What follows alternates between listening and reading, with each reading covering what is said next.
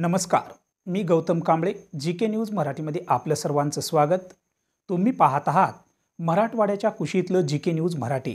आता घेऊ विविध क्षेत्रातील राजकीय, सामाजिक, आर्थिक, कृषी आणि क्रीडा व तसेच शैक्षणिक विषयी घडामोडींचा आढावा.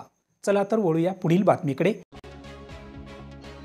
प्रधानमंत्री पीक विमा योजनेत नांदेडमध्ये सेतू सुविधा केंद्र चालकांनी बोगस पीक विमा भरल्याचा प्रकार उघड झालाय.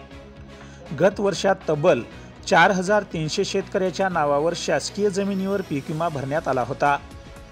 कृषी विभागाच्या तपासणीत पीक विम्याचे पैसे उकळण्यासाठी 40 सेतू सुविधा केंद्र चालकांनी हा प्रकार केल्याचे उघड झालंय.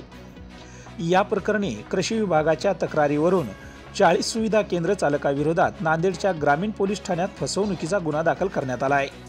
सुरुवातीला बीड जिल्ह्यात असाच पीक विमा घोटाळा उघडकीस आला होता. आता नांदेडमध्ये देखील असाच प्रकार उघड झालाय. कृषी विभाग आणि युनायटेड इंडिया इन्शुरन्स कंपनी मार्फत आपण मागील 2 वर्षांमध्ये आपल्या जिल्ह्यामध्ये प्रधानमंत्री पीक विमा योजना राबवली.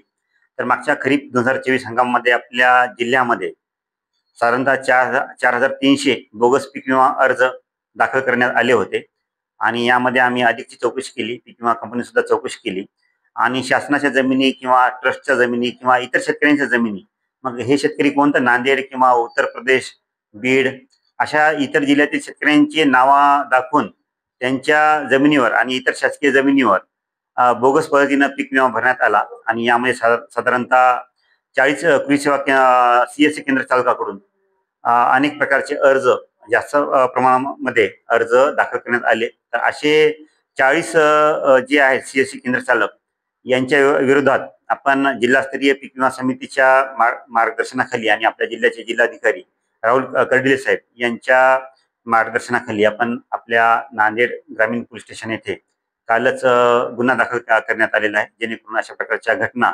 भविष्यात घडू नयेत म्हणून.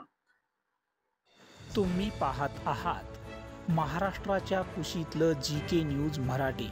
सात जनतेची, भूमी महाराष्ट्राची.